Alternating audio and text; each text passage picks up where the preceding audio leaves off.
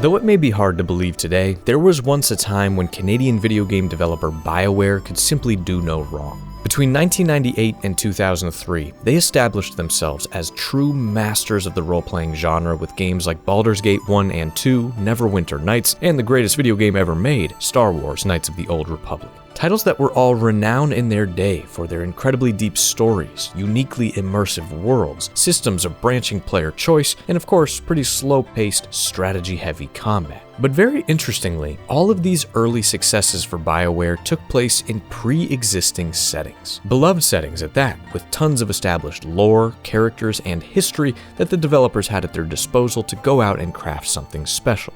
But in the midst of this little golden age, in the year of 2001, behind the scenes, Bioware began working on something very big that the co-founders of the company described as their dream project. Their first entirely original IP built from the ground up and intended to evolve the RPG formula in brand new and exciting genre-blending ways. A game heavily inspired by Chinese mythology, classic kung fu movies, and the core philosophies of traditional martial arts. Finally releasing 4 years later in 2005 on the original Xbox console, this is Jade Empire.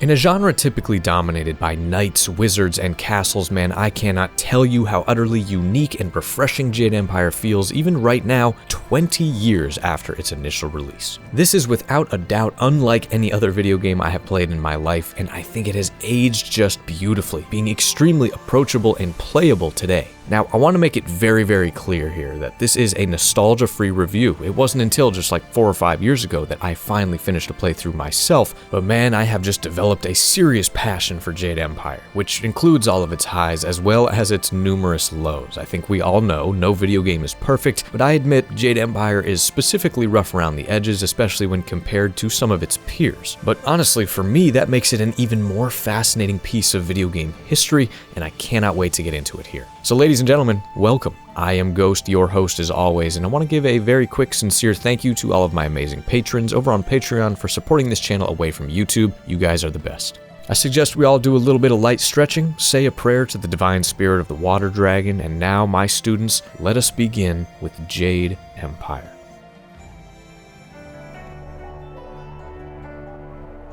There is a genre of storytelling in Chinese culture known as wuxia, or wuxia, that's all about the exaggerated adventures of legendary martial arts masters of the past. Essentially, it's historical high fantasy, tales of chivalry and good conquering evil, humble peasants mastering combat and overthrowing terrible emperors, that sort of thing. So when you take this narrative tradition, then add in famous Chinese novels like Journey to the West, as well as some good old-fashioned Bruce Lee and Jackie Chan movies, you have the sort of soup of inspiration that Bioware was drawing from when they created this game. But inspiration is far different from interpretation, and to be very clear, Jade Empire doesn't take place in China or a fictionalized version of China, but a completely made-up original fantasy world with its very own history, language, and customs. It's a world simply known as the Jade Empire, a massive, prosperous kingdom where humans live in tandem with mythical creatures, magic is very much real, and there's this really cool blend of like Ming Dynasty-era Chinese architecture and design with crazy early industrial wonders like flying machines and floating palaces and stuff. Honestly, I find the setting to be one of Jade Empire's greatest strengths. It's just super imaginative and original. I would say if it reminds me of anything else in media out there, it's kind of like Avatar: The Last Airbender adjacent in its vibe, but just quite a bit more brutal and mature. But there's also tons of classic mythological tropes explored here, like the spirit world, the celestial bureaucracy of the gods, a strong sense of destiny to everything happening, and all of those things tie in very, very closely to the game's main story. Because when the game takes place, things in the Jade Empire are, of course, not going so well. A darkness is spreading across the land. Ghosts aimlessly roam in the forests. Once docile creatures have turned violent out of nowhere, and there's a general malice emanating from the great imperial city. Now, without revealing too much plot, let's just say that the game's apparent villains, the Emperor Sun Hai and his loyal enforcer Death's Hand, have done something absolutely horrific to the natural order of things in this world, and it is up to you and you alone to go out and get to the bottom of it. Because for better or worse, the narrative of Jade Empire is structured very intimately around you, the protagonist, also known as the Last Spirit Monk. You play as this orphaned star pupil of a rural martial arts school in the town of Two Rivers, following the teachings of your beloved Sifu and father figure, Master Li. But this origin you discover early on, being this last living spirit monk, whatever that is something of a big deal, and you learn that it is closely connected to all of the negative events that are plaguing the Empire. Honestly, now that I'm saying this out loud, it is extremely similar to Avatar: The Last Airbender, which, funny enough, debuted just like a month or two before this game came out. But that's all to say, I think if you dislike the whole chosen one trope in RPGs or fantasy, Jade Empire is going to grind on you a little bit, because that is the backbone of every single thing you do in this narrative. I would even say it's a little bit heavy-handed at times with it, but for me personally, it works very, very well in this sort of heightened mythical setting. And once you see how the game justifies your kind of destined hero status and then all these crazy plot twists and reveals around that fact, it feels totally earned and I think pretty unique as well. Well, to the shock of no one, it doesn't take long for that spreading darkness to reach your humble little town, and before you know it, evil is at your doorstep. In classic fantasy fashion, everything your character has known their whole life is changed in an instant when Master Li is kidnapped by the Lotus Assassins and you are forced out on the path of adventure to rescue him, uncover the mystery of what's really going on in the Empire, and become the hero you were born to be. What follows is 7 chapters of somewhat linear but very well written story, bringing you from the rural setting of Two Rivers to the larger town of Tian's Landing, and eventually to the Imperial City itself, its palace, and then far, far beyond. But let's now back up quite a bit, because before you know anything about the world of Jade Empire and its characters and story, I actually think the moment you hit new game right here and create your character is a vitally important thing to highlight, as it is really the perfect representation of what this game has to offer mechanically speaking. Because in many, many ways, Jade Empire is much more of what I consider a diet RPG opposed to anything super hardcore or deep, and whether that is a good or bad thing, I guess, is left totally up to your personal preference. Instead of starting from scratch and being whoever you want to be like in many other RPGs, you are selecting your spirit monk from this list of pre-created male and female options that each have their own names, clothes, stats, and martial arts styles already assigned. Furious Ming here is definitely the cover athlete of Jade Empire, but I don't know, he's half naked, man. My favorite is definitely Monk Zhang. He's too clean. Now, don't worry, from here you can still customize your choice a little bit. You can redistribute your starting stats. You can choose the martial arts style you want to have at the beginning. You can change your name. But man, this is a far cry from the other Dungeons & Dragons Foundation Bioware games that they were making at the time. Body, chi, and focus, those are your only attributes. Body represents your health, chi is sort of like your mana stand-in used for magic and healing, and focus is connected to the use of weapons as well as this like bullet time thing you can toggle on and off in combat. And that's pretty bare bones. But interestingly, these stats also automatically combine in 3 different ways to then give your monk their natural skills in charm, intimidation, and intuition. The skills that come up regularly in the dialogue sections of the game and elsewhere. Now, I'll give it to Jade Empire. It's a very clever streamlining of things, as I'm sure Bioware was just trying to cast as wide a net as possible and make a super accessible RPG. But it definitely feels a little bit too thin for me, as I'm one who loves to customize my character on a deeper level with feats and stat crunching to make each playthrough feel truly unique. And this kind of diet RPG design approach bleeds into so many aspects of managing your character as well as your companions throughout your entire journey. For instance, there is 0 gear, 0 equipment in Jade Empire, period. What? No new armor, robes, helmets, hand wraps, headbands, no change in your physical appearance from beginning to end, which is certainly a choice. All stat boosts and augmentations of your spirit monk instead come in the form of gemstones. Little pretty marbles that you find all over the place or earn as quest rewards that you will then socket into this amulet, which is essentially invisible, existing merely as a page in your pause menu. Now, don't get me wrong, at times these gems do really cool stuff, like giving you a protective barrier that swirls around you in combat, but for probably 2/3 of the game, they are just static boosts to your attribute scores or skills that you kind of set and forget until you find something better. Now, additionally, you can learn something that the game calls techniques, but this mechanic is even more lightweight, as you meet various vendors all around the world and then basically just buy with coins permanent stat boosts that thematically work as like the training that person offered you. But in the very same way, these just accumulate and then sit in your menu as a list and alter things in a way that honestly, you kind of forget about as soon as you acquire. Part of me is obviously disappointed by these choices. I do think that if they had gone with the more traditional stats and itemization fans were accustomed to, there would just be so many more ways to make your character feel like your own, which would help with replayability as well as longevity. But at the same time, I honestly respect how boldly this game just has different priorities. Jade Empire wants you to feel that sense of progression. It just wants you to feel it through the main narrative, through the side quests, the side activities, and really above all else, through all the various martial arts combat styles and weapons that are going to be at your disposal.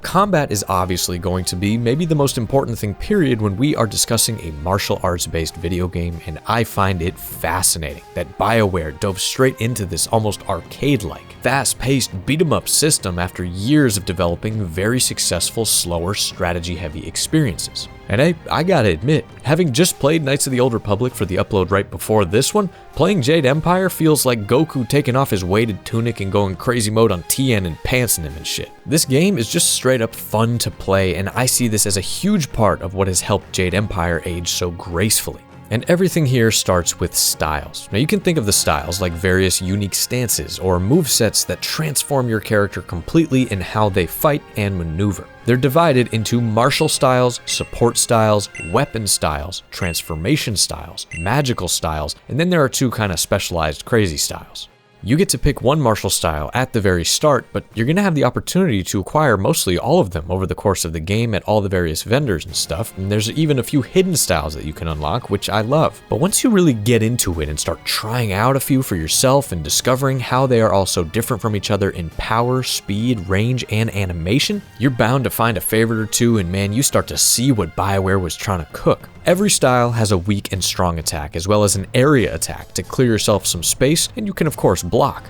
But where it gets very interesting is with something called harmonic combos. Now, this is basically a way of using a specific attack with one style and then very quickly swapping to another style to achieve some sort of sweet synergy move. Freezing someone solid and then smashing the ice for a bunch of damage, that sort of thing. I mean, there's a fair amount to play around with in the martial and magical styles, so I encourage you not to look anything up and just experiment if it's your first time through. See what feels fun and fast and powerful enough for you.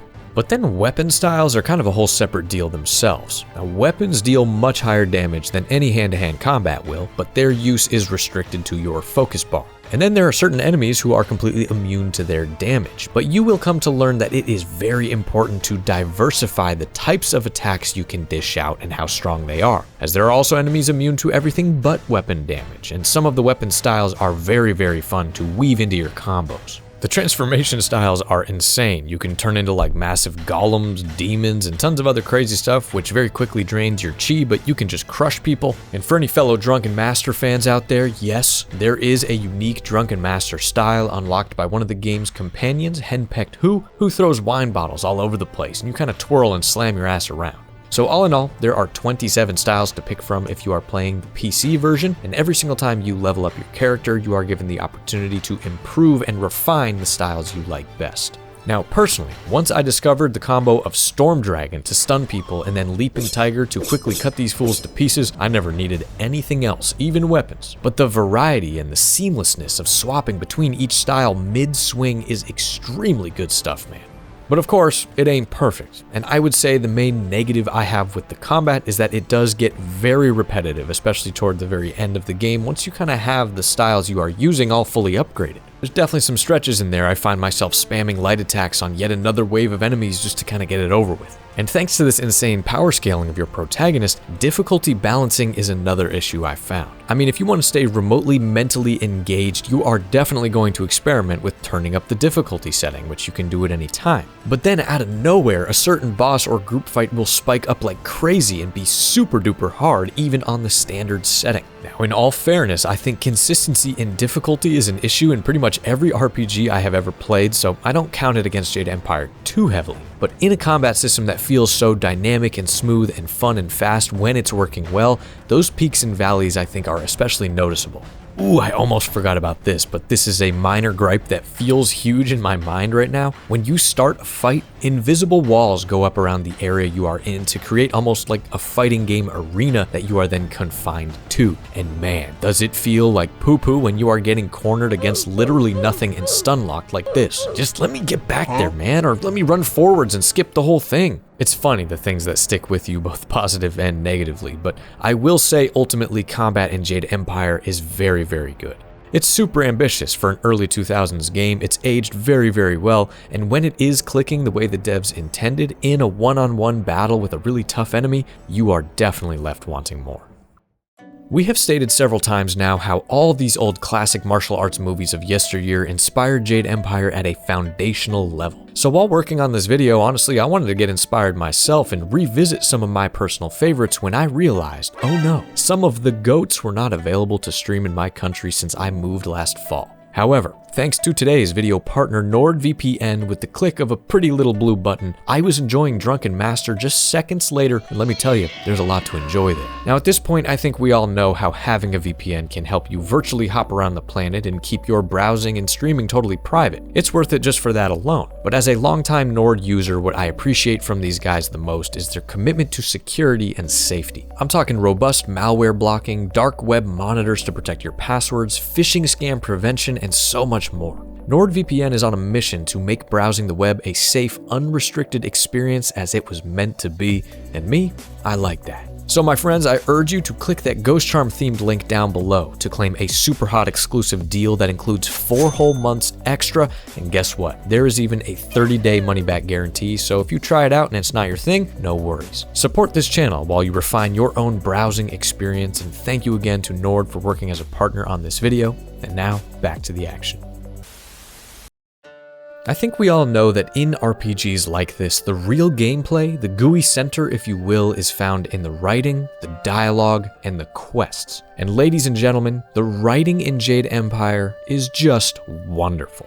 So let's first touch a little bit more on the main quest, because while it's definitely full of a lot of those traditional cliches we spoke about earlier, I honestly don't think that setup at all gets in the way of the adventure this game offers being super engaging and full of some insane oh damn moments and big plot twists. So the main villainous force you are really up against here as the game builds is this faction known as the Lotus Assassins. Loyal servants of the Emperor Sun Hai that look all ugly and mean, who serve under the cover villain of the whole shebang, the very intimidating and mysterious Death's Hand. They are the ones who kidnapped your Master Li. They are the ones who seem to have a particular interest in you, the last spirit monk, and more specifically, they have an interest in the amulet you carry that I mentioned earlier. But what I think the main story does so well is very masterfully blending itself into all of the side content and natural exploration in each chapter, instead of feeling like there is the big plotline over here and then all the other stuff over there. It's really one of the great strengths of these more contained, smaller scale RPGs of old opposed to these modern, massive open world ones. You can really design the thing,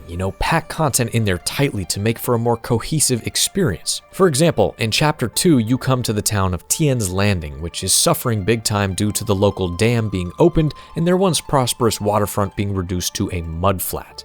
Now, of course, you learn that the Lotus Assassins are behind this for nefarious main quest reasons, but it's something that ends up impacting all of the citizens here deeply, so a ton of the content overall in Chapter 2, which is one of the longest sections of the game, is surrounding those very hardships and all the effects that the villains are having on the world around them. But there's still always this healthy enough split from the side content, especially the stuff that is more lighthearted, which we will touch on in a second.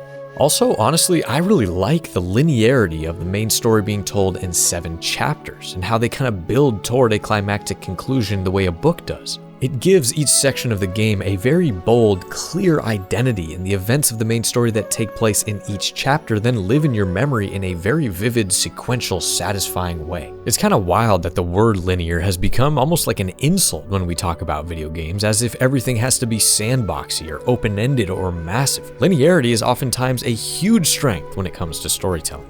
But a moment ago, I mentioned the plot twists in Jade Empire, and man, my first time through, I thought I had it all figured out around the halfway point, but still kind of appreciated what the game was trying to conceal. But then the big twist came, and then another one came, and I was just so happy I never had this game spoiled for me over the years. The villains, specifically, are just fabulous. I loved them all on a deep level. And if I ever do a Villainpedia entry on some of these guys, we can get into a full-on spoiler analysis of all of them and how all these big twists work, so let me know down below if that's something you guys would want to see. Now, I will say, as solid as I find the writing of this narrative to be, sometimes it straight up just doesn't feel like it's all quite here. Jade Empire overall really suffers from this unfortunate and frustrating feeling that the game is like 85 to 90% complete across the board, which is just so sad. Because most beats in the main story land very, very well and lead into the next thing beautifully, but then other seemingly important ones just fall flat and kind of happen. Now, a huge part of that issue, I think, comes from the companion characters you have along for the ride, but we will get to that in a moment. Because if we're talking about quests and writing, I think perhaps my favorite thing period about Jade Empire is the side quests. This is where the game is able to really plug some of those underbaked holes and make its world feel much more like a complete realized thing with tons of stories to be found and told. And this is also where it feels like Jade Empire is hiding all of its very high quality humor and charm. For example, there is a tiny early game quest where this farmer was assaulted by bandits and asks you to find his beloved Fen as she was taken from him in the scuffle. So you do that, you whoop those bandits' asses, rescue the guy's wife, only to find out that Fen is the family's ox. Look, I know it's stupid and it's small, but I think these little things establish this super important tonal streak that runs through everything else. Yes, you are the chosen one, yes, the world is in danger, yes, it is life or death. But you're still playing a video game. You know, it's not meant to be this 100% serious, like, novel, and I love that.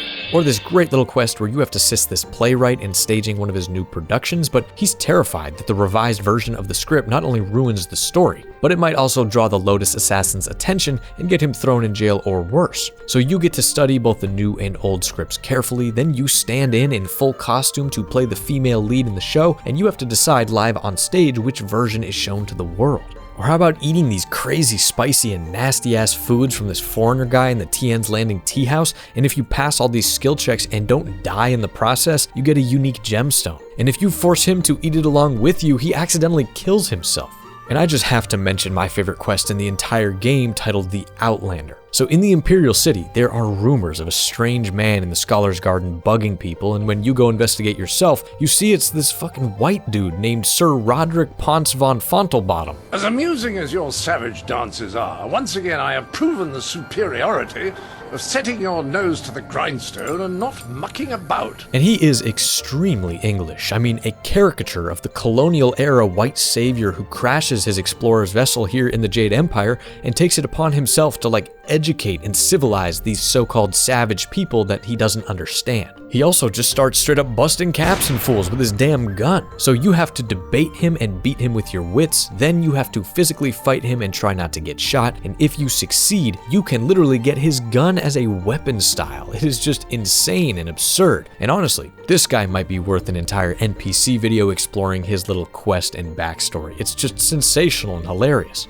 But the side quest is also where you find just good, simple, yet creative game design, interesting moral conundrums, and even some storylines that are probably going to pull on your heartstrings a bit. One of the longest and best ones in the whole game is probably the Imperial Arena, where you fight in a series of 17 battles, scaling up in difficulty until you become the new arena champion. The storyline in there, though, is just fantastic, complete with crazy-ass background lore, an extremely hateable villain, a colorful cast of fellow fighters, several very surprising plot twists, and loads of experience and items for you to farm up as you're doing other things. Jade Empire just packs so much into its 30 or so hour completionist runtime, even though it still feels unfinished in places, and I just respect it, man. Some of this side content is so good, it's gonna stick with you just as much, if not more, than the main story, and I just love it. Now, another huge piece of the Bioware RPG puzzle is what we alluded to earlier, player choice. But even more specifically, we are talking about the mechanics of moral alignment and how your choices then refine your protagonist into either a righteous hero or a self-serving villain. But here in Jade Empire, instead of like a heavy-handed light and dark side thing, Bioware attempted an alignment chart much more martial artsy, with the way of the open palm and the way of the closed fist. Now, in theory, this is one of my favorite morality systems I have seen in any RPG to date, especially when you connect the names of these things to various real-world martial traditions. The open palm could signify defense, diplomacy, and patience, preferring to deflect and wait for the world to come to you, while the closed fist signifies offense and aggression, smashing down the doors and doing what you think ought to be done for yourself, your allies, and the world at large. Now, in practice, from the very beginning of the game, I actually think it works pretty well. You can tell they were trying to make it a lot more nuanced and philosophical with some of the situations you are put in. For instance, while freeing some women enslaved by pirates, your option here for open palm points is standing up for this young girl and saying, she's not for sale. But the closed fist challenges her to rise up and free herself with your supervision. Conceptually, open palm playthroughs are all about harmony, charity, and remaining clear-minded in moments of tension to ensure you do the right thing. But honestly, doing the right thing in Jade Empire often means going along with the status quo, maintaining the rule of law, respecting the ancient hierarchy of the Empire and the gods. It's a pretty pro-establishment approach, and not to spoil anything, but as you unfurl the narrative, the establishment proves to be pretty flawed and corrupt at its core. The closed fist path, on the other hand, is meant to be all about rejecting these rights and rules and encouraging the strongest to survive, as the world is obviously changing. Almost a purging of all that corruption in a very classically rebellious way, and there's great appeal in that as well. But once you get deeper and deeper into the game, man, I don't know. It just ends up feeling like role-playing as an extremely nice guy who smells like roses or a super exaggerated big old bully. Like, it might as well be the light and dark side of the Force in Star Wars. Now, don't get it twisted. There are a handful of morally gray, kind of middle-of-the-road dialogue options, especially in the side quests, but those just never feel like they have any impact at all. More like a cop-out because you're scared of getting good guy or bad guy points in that moment. And very disappointingly, all of the big endgame decisions with the main story that you are forced to make feel absolutely black or white, which just kind of sucks. I feel like a game all about the world and mindset of martial arts masters could have had an extremely interesting middle path called, the way of the partially closed foot or something, that really represents a more meditative, zen, true neutral observation-based approach to saving the world. But alas, this is what we got. And as far as gameplay implications, there are several combat styles and gemstones reserved for those devout enough to just one path, including a little quest where a student and master are playing a game together, and the one you align with more will have some cool things to teach you, which I do like. So even though this system doesn't fully live up to the billing, I appreciate Jade Empire swinging for something a bit more unique, and you can really see how this influenced Bioware's next game Mass Effect and its alignment system. Now it is time to talk about companions, followers, your pals, your party that not only lend a hand in combat, but add that ever so important flavor to every single thing you do. So in Jade Empire, there are 7 main followers that you will meet along the way, and I gotta say, the character designs, the voice performances, and general ways in which they stand out from each other is very, very good stuff. So let's just go ahead and take a look at them really quick. I don't mean to distract you. I just wanted someone familiar around me for a moment, if only to reassure me that we are still in the Empire I thought I knew. So first you have Dawn Star, your childhood counterpart that you studied with all your life in Master Lee's school, and a girl with a supernatural ability to commune with spirits of the dead. She's mild-mannered, principled, and really the perfect person to have at your side during an open palm playthrough. Hold your attack, young student. I am not your enemy. This was a misunderstanding. Next, you have Sagacious Zoo, a big, burly, scarred-up, cold-hearted guy with a checkered past who means well but has some very intimate ties to your adversaries. Zoo is an awesome character, with plenty of morally ambiguous takes on things and a huge role to play in the main story. My only rules are, don't touch my axes, don't touch my wine, and don't get between me and my enemies. If you can live with that, we'll get along just fine. Next up is Black Whirlwind, a massive, violent, pretty deeply evil but hilarious mercenary who just wants to get trashed and kill people. He's very dwarf-like, even though he's like 8 feet tall, he's crazy strong in combat, and has some great narrative tie-ins with the Imperial Arena quest. That was astonishing. I haven't seen such martial skills in an eatery since the last time I added ginger to my wife's hot and sour soup. Then you have Henpecked who I mentioned earlier, a former drunken master who's now retired and bakes buns for a living, and I don't know, man. Who is alright. He's definitely meant to be comedic relief for the most part, as the whole drunken master shtick isn't very viable, but literally all of his humor is some boomer-ass I hate my wife bit that just goes on and on, so I don't know. Who's alright? Look around.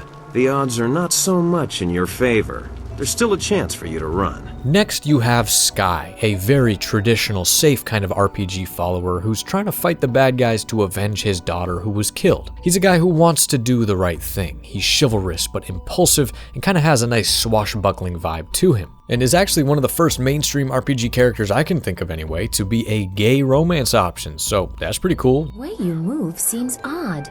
A flaw I cannot see, perhaps? But you are better than I expected. You might even beat me, if I allowed such insolence. Then finally, you have Silk Fox, a mysterious ninja girl that stalks your steps through the first half of the game and then turns out to be a really important noblewoman moonlighting as a revolutionary, and maybe the most creative of all the 7 companions, Wildflower. The Guardian is coming. He's very mad. He got mad at this man and hurt him. You better go away right now or he'll get mad at you too. A seemingly innocent little kid who is actually dead, and just the mortal host for this crazy heavenly guardian demon called Chai Ka, and this other demon called Ya Zhen sharing a body. Absolutely wild character, and very cool character quest attached too. So all in all, I mean, it seems like a great crew you assemble, and the ways in which you encounter each companion and draw them to your cause always feels feasible and earned, which I think is a very underrated thing to get just right, especially when you have some characters that are complete opposites morally and philosophically. Jade Empire even does a great job showing those very characters arguing with one another about how things should or shouldn't be handled, with your presence as the hero and your ultimate shared goal of saving the Empire being the thing that kind of calms tensions and brings everyone back into one big dysfunctional family. It's very, very nice. But there's also a few other characters that don't actually function as classic combat companions but still join the gang.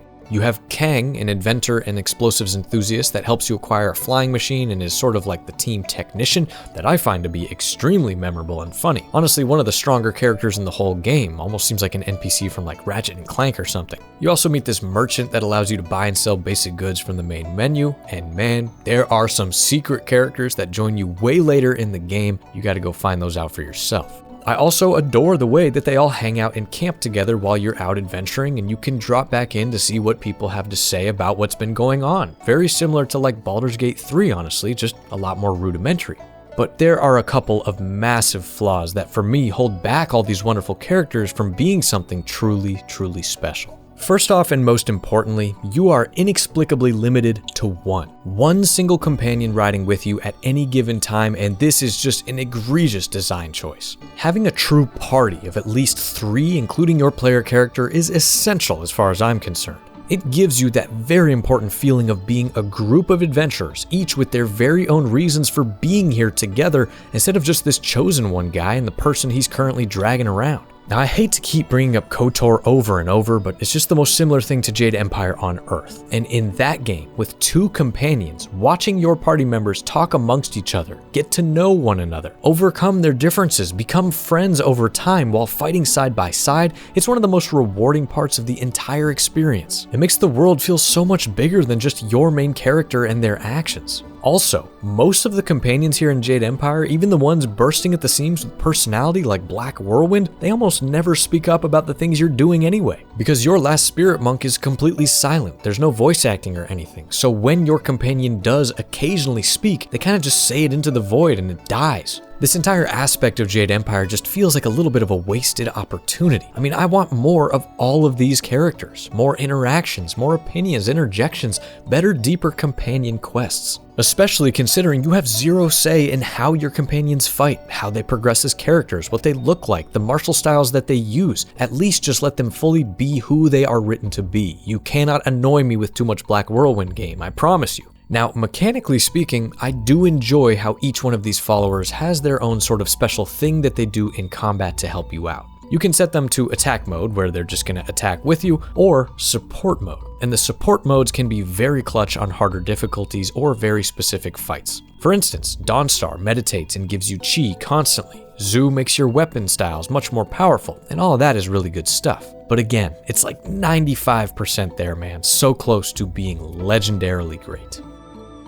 Well, on an exceedingly more positive note, there are multiple facets where I don't think Jade Empire is lacking in any way, shape, or form. In fact, it excels with art direction, environments, and music. This game looks absolutely amazing to me, even in the modern age, and it just nails its super specific vibe that you can tell the creators all had in their minds all those years ago. You know, it's here from the concept art to the final product seamlessly, and I love games like that. Jade Empire is proof that a well-executed and unique art style is evergreen compared to chasing current-gen graphical fidelity, and that's never gonna change. There are just so many nice little vistas and locales to discover, man. The scenic two rivers, tropical feeling caves and grottos, ancient martial arts academies, snow-dusted mountaintop temples, literally heaven. And then in contrast, there's also some extremely cool, evil feeling environments like the Lotus Assassin hideout, the necropolis of the Imperial City, old foggy cold caves, haunted swamps, drowned villages.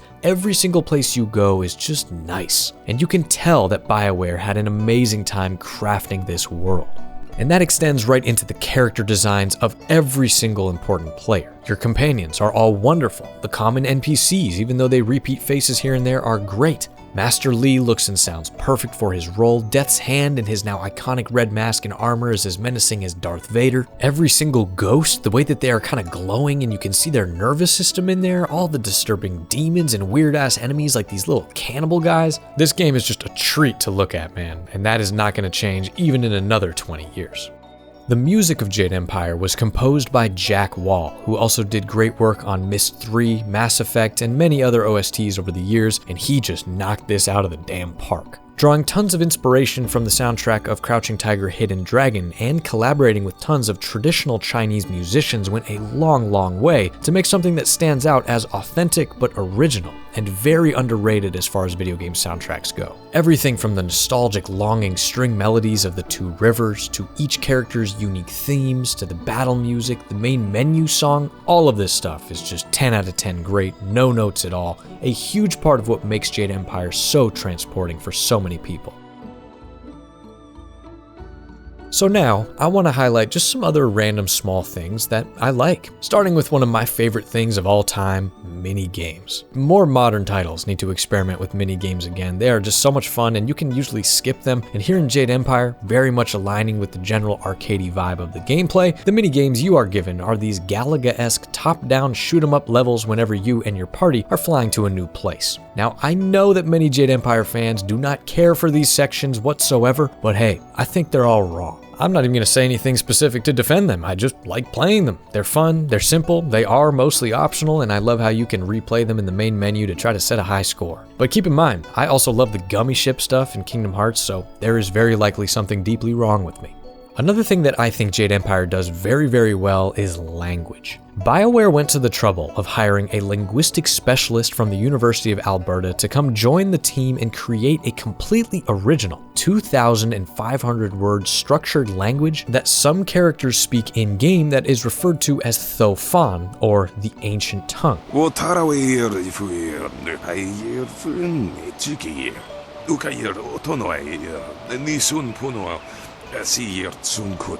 Now, the overwhelming majority of the game's script is spoken in normal English, but I think having this other old language also present adds this intangible thing to the game world that I love. You learn in the lore that the Empire suffered this huge drought 20 years before that wiped out untold amounts of people, and it seems like most of the folks you hear speaking Thofan are a little bit older, so it's a very interesting thing suggesting the language is now potentially dying out, but still culturally important. So cool.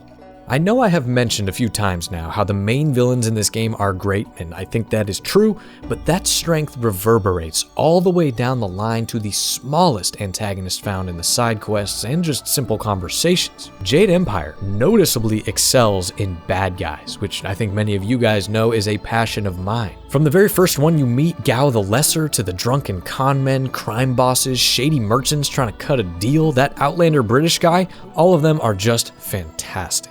And now, one tiny detail that has stuck with me over the years for whatever reason that I just like, how the main menu location changes depending on the chapter you are currently progressing through. I know, many games out there do this, I'm sure, but it's one of those things that makes me smile and appreciate this hobby for all the ways in which it can make an impression.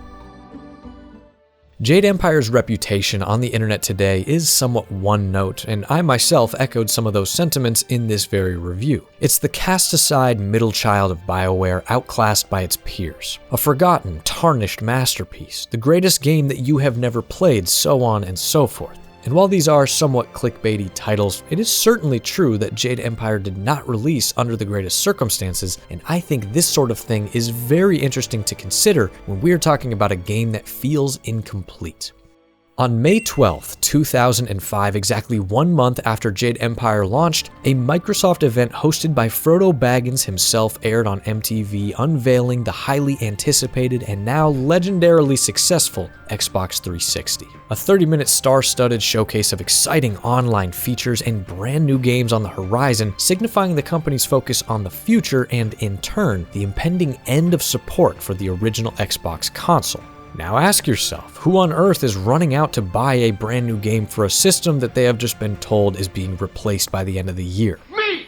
That's who! The timing of this launch and announcement were brutal on Jade Empire's sales, totaling under 1 million units moved globally. And in a very recent podcast interview actually, Bioware co-founder Greg Zeschuk said that Microsoft themselves pushed his team to launch Jade Empire as soon as possible and squeeze the game into the end of the OG Xbox's lifecycle instead of waiting for the new one. Now, can you imagine if this game had just had another 6 to 8 months to bake a little bit, be upgraded for the Xbox 360's capabilities, be fleshed out fully, and launched as a flagship RPG title on one of the most culturally significant consoles of the 21st century? Holy smokes, it could have been something not only more polished and perfected as a product, but something successful on a scale we can't even imagine, and possibly the beginning of a huge, long-running franchise like BioWare's very next RPG, Mass Effect. Well, if it's any consolation, BioWare probably would have ruined it by now. But still, it is a hell of a what if, and this is what I meant when I said in the opening that this game's imperfections make it a fascinating piece of video game history. Because honestly, after everything we have covered in this review, all those highs and lows, I still genuinely think from my soul that this is a fantastic video game, more than worth your time right now. Especially considering the game is super duper cheap today on PC and often goes on sale for like $5 or less. Though I strongly suggest you get the GOG version and not the Steam edition, as the Steam edition is crazy broken and hard to get running at all. Jade Empire was a daring experiment, a bold new step toward the future for a company that still had plenty of incredible games to come. You could think of it almost like a sacrificial lamb, a learning experience for BioWare in building an original property from nothing, and the definition of a cult classic for RPG lovers. When we plug Jade Empire into the old Opinionomatic to generate a numerical verdict, I give this game a super solid score of an 86. A true rough gem. A treasure of a game, a gift that for me keeps on giving, and for all its highs and lows, one of my favorite RPGs of all time.